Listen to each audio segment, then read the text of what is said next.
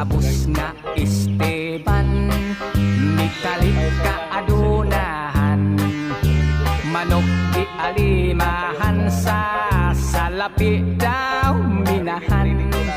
sa tanan na soldada di man gani hitoy-an,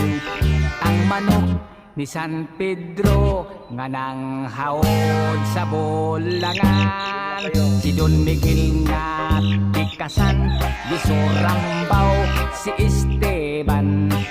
si Ugis iyang hiniktan gikawat giilisan,